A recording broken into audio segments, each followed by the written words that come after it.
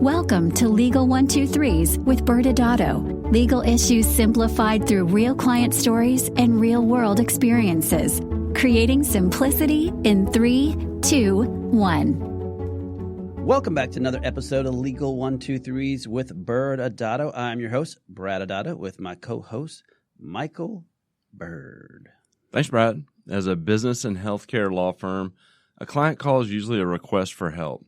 The problem lies with the client's timing on when they ask for help. All too often, it's more like a cry for help. They do not ask for help early enough. Michael, I totally agree with that statement. But before we get to today's episode, you know how much I love to build buildings. Brad, I think this is your cry for help. I have known you for 16 years, and you've literally never said that.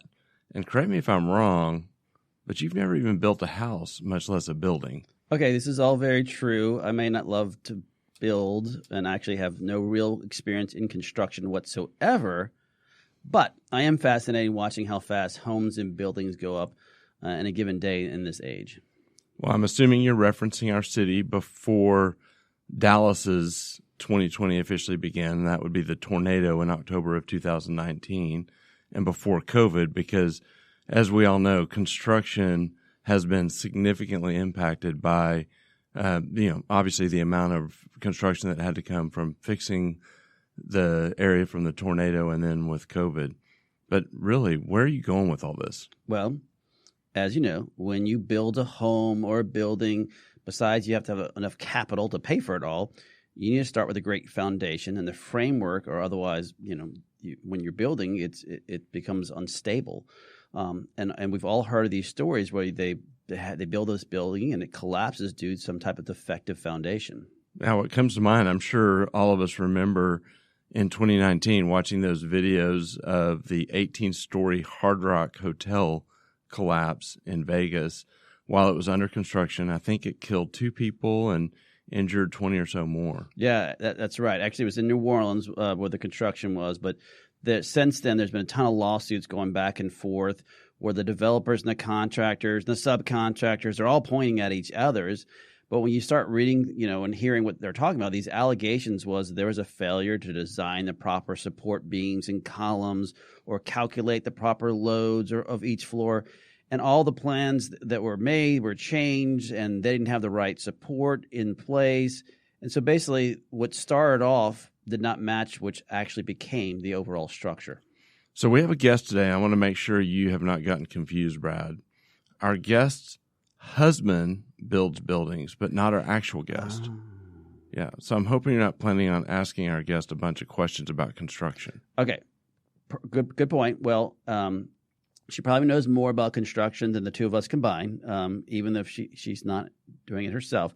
But the point of remembering this collapse is these allegations that the people failed to stop and ask the proper questions if certain modifications would have a negative impact, aka the building collapsing. And as we get into this today, and we see this all the time, this happens with startup businesses. Okay, I think I get it now, why you're bringing up this whole construction analogy. So if you do not have the proper foundation and framing in place when you start a business, you have the potential of having a catastrophic event. Right. Not only will today's guest help us better understand foundational tools that you need to start your business, but she might even still have actual construction advice since her husband, as you said, is in the construction business. So, Michael, please bring in today's guest. Today, joining us is Jessica Nunn. She is a founder and partner of the Skytale Group. Skytale is a financial consulting firm with services that include financial advising, M&A strategy, and business operations advice. And you know that ByrdAdatto gets along well with Skytale because their tagline is deciphering complexity into clarity, which seems like a cousin to our tagline, creating simplicity. Jessica started in a Big Four public accounting firm handling tax returns for business owners. She later moved to a middle market accounting firm and shifted more to the consulting side.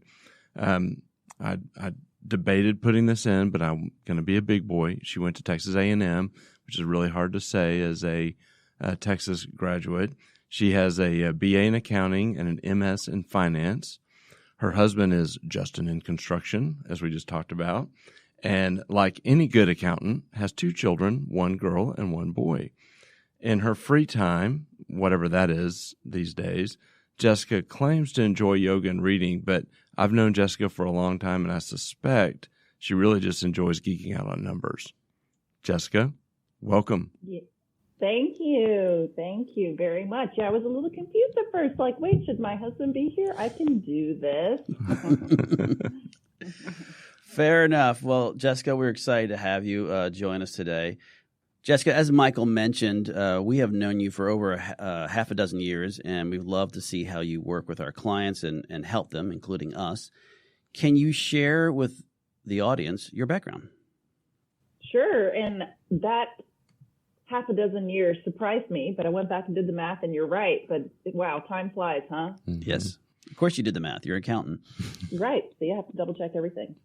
So I started out, like you said, I'm currently a recovering CPA. I was doing tax returns for a while, financial statements, spent some time doing a little bit of audit work. And then I realized that I liked helping people, talking to business owners, truly making an impact in businesses a lot more than putting numbers on forms, right? Communicating with the IRS, just not as fun as you might imagine. So my passion was really helping business owners, specifically small business owners. I tell people that business owners, like, their whole world is their business. So when I'm making an impact in their business, when I'm helping them with their business, I'm helping them understand their business, then I'm literally changing their life. So that is what drives me. That's why I love doing what I do. I can see literally them sleeping better at night. I get on the phone and they say, "You've taught me so much about business. I now know what's happening in my business." That's just why I do what I do. So I love it. I started out kind of general business, then started concentrating a little bit more in healthcare through experience with specific firms that I worked on or worked at. And I liked that because, again, these guys typically, and ladies in healthcare, are working in their business. So not only are they running the business and supervising people, but they're, as a dentist, in the mouth, or as a surgeon, in the operating room. So they love their craft. They love doing what they do, but they don't always love reviewing their numbers or understanding their business or making the plan. They don't necessarily like building the foundation. They like doing the work that they went to school for. So I found that niche and really learned that they could use some help on the business side, and they value that help. And they probably haven't had much training on the business side in their schooling.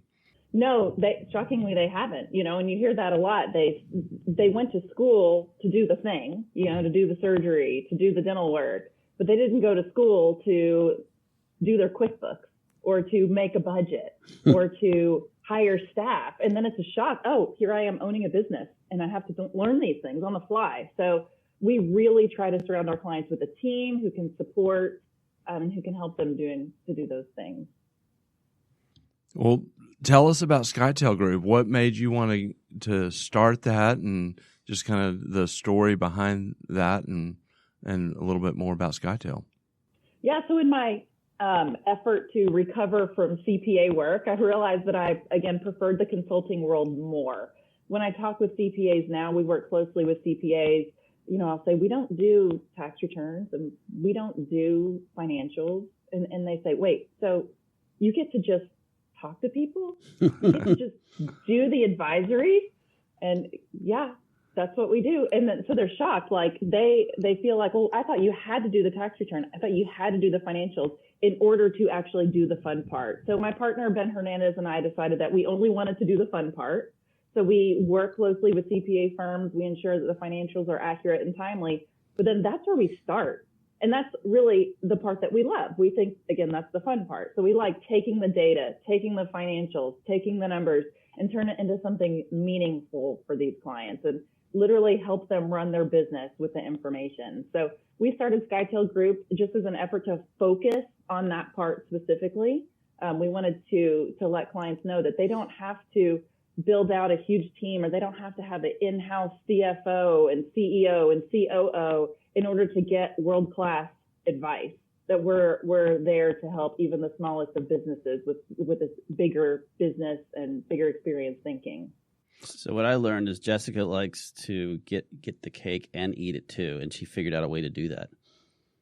Yeah, I'm so proud of my partner and me for being able to describe like vision, right? Exactly what we want and to make that happen. And, for our clients and trusting us, and in our referral partners for sending us clients, and for trusting that we will focus on this and excel on this. And we're not going to have our head in a tax return for 6 months out of the year. So we're available and we're exactly what clients are looking for. Oftentimes we find that, when we start talking with clients, they're like, well, I need a new CPA. I'll say, okay, why do you need a new CPA? And they'll say, well, I tried CPA and I'm asking them, can I afford equipment? Or is it to hire my next producer? Or I want to integrate, another type of producer into my business. How should I pay them? How much revenue do I need? Can I afford it? Am I running out of money? All these questions. And I'll say, well, it's possible that your CPA this isn't what they're doing for you, right? They're doing your tax return. They're preparing your financials. They're reporting historical information. So is it possible that you're asking them to do some things that that's not what they offer. That's not what they do. We have this expectation sometimes that CPA firms are going to offer us this forward-thinking advice. Some do. Some are great at it. Some do. But not all of them are set up like that. If they're buried in their tax returns 6 months out of the year, it's very hard to be able to come out and focus on some of this forward-thinking stuff. So we'd say, well, I think your CPA is probably doing a great job. Let's tack on to that, and let's add on what you're asking, and let's show you how we can focus on that instead and provide a comprehensive financial strategy for you. Yeah, and I know Brad and I, for years before we met you, would always joke that because we work with CPAs, as you know, quite a bit, and we would kind of do an assessment: are we working with a bean counter or a strategist?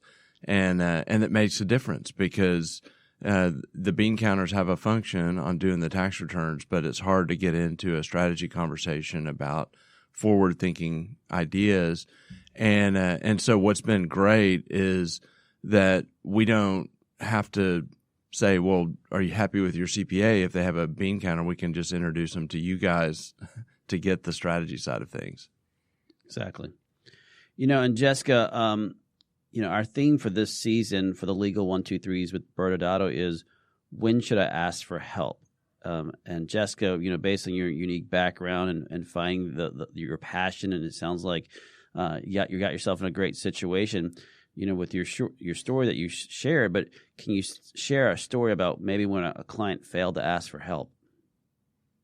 I can. And, sometimes even they're sort of asking for help, but they're not willing to accept the help that they need in a way. So I've never heard that before. Sometimes that happens. We had a client a while back who was in the healthcare space, which you guys know can be hard to predict in terms of revenue, in terms of expenses, especially if it's growing quickly, especially if it has out-of-network contracts. So in my time of working with this client, and they did engage with us, and they did want help with us, and they did, I want to know, I want to understand, but we were never able to prepare a budget, to predict revenue, to plan for expenses. As much as I tried, the owners were not willing to slow down and take the time to think these things through. So when you're starting a business, right, and things are going well, it's very fast-paced. Things are moving quickly. You're an entrepreneur, you're a business owner. Oftentimes, what's more fun, what's more exciting? To grow the business, right? To go out, to get the customers, to do the things. You love it. Things are going great. You hire all these people. Sure, you're collecting enough income, you think, but you're not sure, but you're just going to go. So when you're talking with your advisor and they say, stop, we need to stop and make a plan here. What's your vision? Let's think through, what's the vision? How much revenue is going to come in based on what you're billing? What's your collection rate? What can you afford all these people you're hiring? These guys did not take the time to go through that process. So they quickly built their building, right? But with a fastly put together foundation that maybe wasn't there to support how tall the building got as quickly as it got.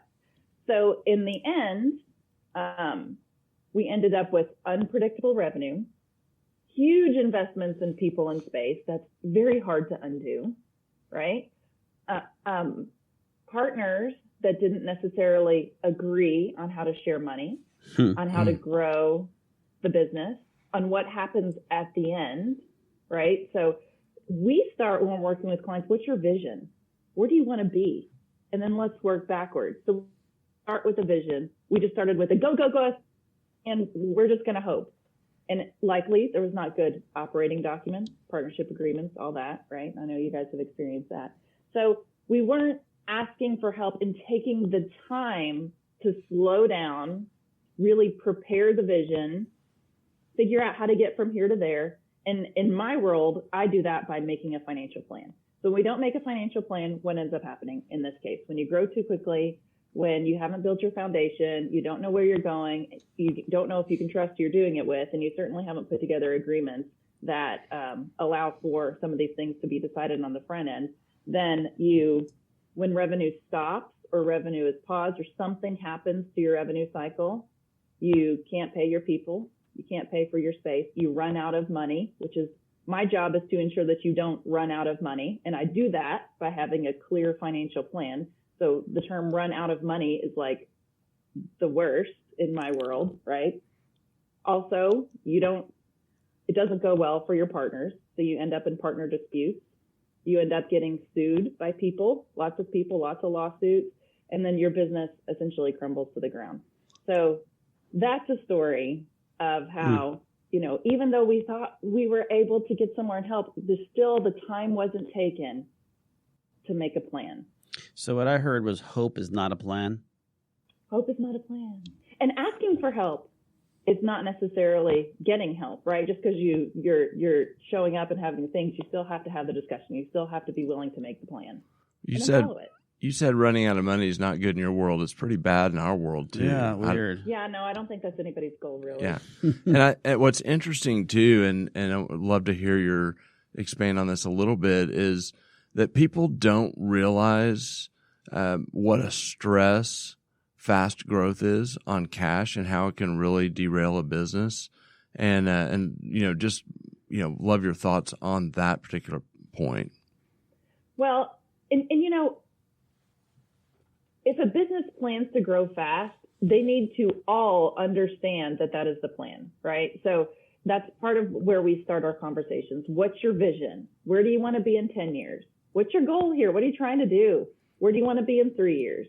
Okay, now let's take it back. Where do we want to be in the next year?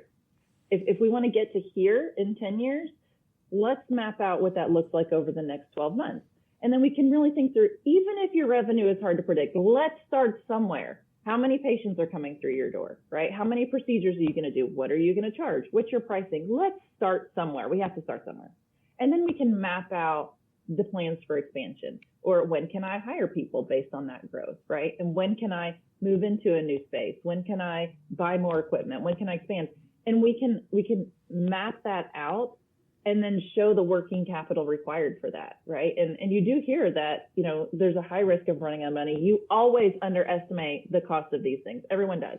But at least if we've thought through it, we have a better estimate and we can build in some cushion. But that's the thing, is we want to understand, where are you going? What's the plan for the next year, so that we can make sure we have enough cash to support that. And with these guys, especially when things start to go badly, let's recognize it quickly, because we're not following the plan. The plan is not happening. Pause, right? Let's make an adjustment. Go get some money. Stop spending so quickly. Don't spiral out of control. When you're living with blinders on, you can't pivot when your plan isn't working. Yeah, I was going to say that sounds like a situation where you put everything in together for someone, and they fail to take that pause. That pause, I think, is really important. Obviously, we've sat in the room with you a number of times and heard you say similar things, which is, here's your plan. Now tell me, where can we tweak it? And so, what are some of the other actions that you see that a client should take? Well, let's contrast that with clients that are starting their business and they want a clear plan. They want to build that strong foundation. So we have the vision meeting that I described. What's your plan here? What are you trying to do? Who are you doing it with? How are you going to do it? Right. And then we map out, like I said, the first year. And then what happens, for example, I had a client who called a couple of weeks ago and said, I want to shift the strategy. And I said, oh, why do you want to shift the strategy? And he had some good reasons for shifting the strategy. And I said, okay, well, let's adjust our revenue expectations based on shifting the strategy. Is this a time when you can shift the strategy? Do you have enough cash reserves to pivot and go a new direction? And we mapped it out. We showed that he does have the ability to do that. He can shift the strategy. And with the shifting of strategy, he needs to make investments in people and equipment. Can he do that? And so we literally mapped out, okay, this month you can buy this piece of equipment. And it's going to take this many more patients a month to pay for that. Then in 3 months, let's buy this one. And at that point, maybe you raise your price to this amount, and that'll cover that piece of equipment. Here's how I want you to finance it. You also need to be looking for this person to hire because she's going to be integral to the business. So go do that. So what happens is, as you know, running a business, you got a lot going on, right? You have a lot of moving pieces, a lot of things going, and it's hard to identify what's the focus. But when we're working with clients who have a clear plan and who are following the plan, we can say, listen, these things over here are going really well. You don't need to focus on those things right now. Those are working. Instead, take your energy and go do these 2 things right now. It may shift next month. I may say, okay, that's done. Now go do this. But at least we're giving you a little bit of focus. Like we can point out, we have a client, for example, in Ohio, and her cost structure is amazing. She's a dentist. Her cost structure is really great. And I tell her, you don't have to worry about your expenses. They are in line. They're in great shape. What you need to worry about is bringing your new associate up to speed, making sure she's got enough patients, making sure her production per patient is where it needs to be. But it allows her to focus. Mm-hmm. Instead of worrying about all the things, because there's a lot of things, she can worry about what's really going to make the impact in the business. So we help. That's, to me, hopefully she's sleeping better at night, right? And she's taking her energy and putting it towards the right things. And she knows exactly what's happening in her business right now, exactly what the plan is. And I know that it relieves stress because I live with someone who has said, I am so glad now that you show me that I can afford to hire someone, and all I have to do is go find the right person instead of sitting here stressing out if I can actually afford them.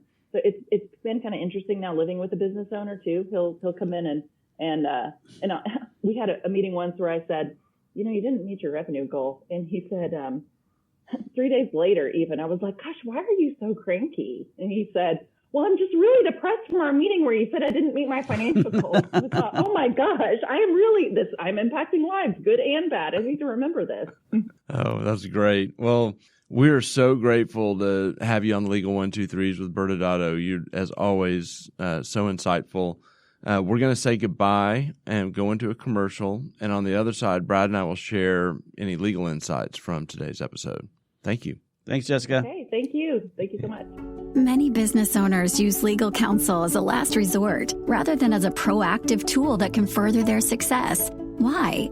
For most, it's the fear of unknown legal costs. ByrdAdatto's Access Plus program makes it possible for you to get the ongoing legal assistance you need for one predictable monthly fee. That gives you unlimited phone and email access to the legal team, so you can receive feedback on legal concerns as they arise. Access Plus, a smarter, simpler way to access legal services. Find out more. Visit ByrdAdatto.com today. Welcome back to the Legal 123s with ByrdAdatto. I'm your host, ByrdAdatto, with my co-host, Michael Byrd. Michael, this season, the theme is, when should I ask for help? And, we were so excited to have Jessica bring us with some great points on planning.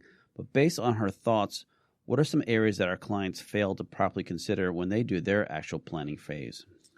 And what it reminds me of when listening to Jessica talk about the budget is, on the legal side, what closely connected to the idea of doing your business plan or your budget is what seemingly simple formation of your business. And so seemingly simple is that it actually is simple. You can literally go to LegalZoom and form an entity and get a tax ID, and you're off and going. You officially have a business, and but you may end up like the Hard Rock Hotel in your hometown of New Orleans when you do that, because there are things to think about when you have a business plan, a vision, as Jessica was talking about, And let's say your vision is to sell your business in 5 years. Well, that impacts potentially the type of entity that you form. And so sometimes we're talking about corporations or LLCs. If you're a professional entity, you have compliance considerations that go into making sure you have the right entity and the business strategy reasons to do that. It can be impacted by whether you're raising capital and bringing in investors or you're just going to be a solo owner. And then kind of tied to that, the other part of forming a business besides registering it with the state is getting an EIN with the IRS. And there are tax elections to be made that can and are dependent on this very vision that Jessica's talking about. There can be a case to be made to be a C Corp if you're going to grow and sell in 5 years. There can be a case to be made to be an S Corp if you're a small business and this is going to be your cash flow business for, until retirement. And then there's partnership. And so you dealing with that on the front end makes life a lot easier on the back end because it is much more difficult to change things down the line. And for some entities, really difficult. And so the more we know on the front end with the budget, we also can kind of dovetail that to the business setup. Yeah, I totally agree. And, when you're talking about formations, honestly, one of the things we see clients make mistake all the time is they just form it in some state and not realizing the impact, even though they'll never be in that state. Form a Delaware entity so I can practice medicine in Texas. Okay, why? And so those are the kind of things that they just go online, they read it somewhere, and that's why they do it. So that actually can negatively impact them. They have no idea what their exposure is. But as she was talking, we've said this before in our speeches, kind of jokingly saying like 99% of our clients have no budget or no plan, and it's probably not true, but it's how often when we're sitting there having that same similar conversation on the legal side as to what are they planning to do, they have not gotten through that process. They've never thought of that, and they just said, that their entrepreneur brain is go, go, go, not how, her points on the employees you need, the space you need, or as she said with that one client of hers where it's like, get this machine, but you have to hit this goal and patience and revenue before you get this next machine. All those are great steps. And it also kept reminding me of, in season 2 of our podcast, we had Tim Sawyer on, and he's a, serial entrepreneur. And he says before he even starts his business, he knows his short and long-term goals of that business and what milestones he has to meet just to position his business. And in his case, he wants to grow it and sell it, which, by the way, since we've had this podcast, just thinking about Tim has, since we had our podcast with him in season 2, has sold his business, which is what he wanted to do. But when you're in startup mode, I think what happens is people just all they want to concentrate is getting someone through the front door, and not really thinking about those type of goals, which then goes back to our Hard Rock Hotel piece, which is they had a structure in place, but they just kept adding more to it without ever really thinking about, is this going to negatively impact our business? Because if you don't have that solid business plan, it will. Do you have any other takeaways today? Yeah, we talk in compliance all the time about how compliance isn't stagnant. Like just because you come up and get your business all set up to be compliant that you can just, forget about it and that's the end of it. The same goes with what Jessica was talking about today, and no better illustration than the global pandemic that hit last year where, best laid plans got derailed by something that hadn't happened in any of our lifetime. And we were side by side with Jessica, both with our firm and with our clients, seeing the COVID budgets get created. And so, many times it's not as obvious and real as a shutdown that can happen with a pandemic, but you have to constantly be looking at it. Absolutely. Well, thanks for joining us. And don't forget, next Wednesday, we'll be discussing the medical director agreement, Fool's Gold of Compliance. Thanks again for joining us today. And remember, if you like this episode, please subscribe, make sure to give us a 5-star rating, and share with your friends. You can also sign up for the ByrdAdatto newsletter by going to our website at ByrdAdatto.com. ByrdAdatto is providing this podcast as a public service. This podcast is for educational purposes only. This podcast does not constitute legal advice, nor does it establish an attorney-client relationship. Reference to any specific product or entity does not constitute an endorsement or recommendation by ByrdAdatto. The views expressed by guests are their own, and their appearance on the program does not imply an endorsement of them or any entity they represent. Please consult with an attorney on your legal issues.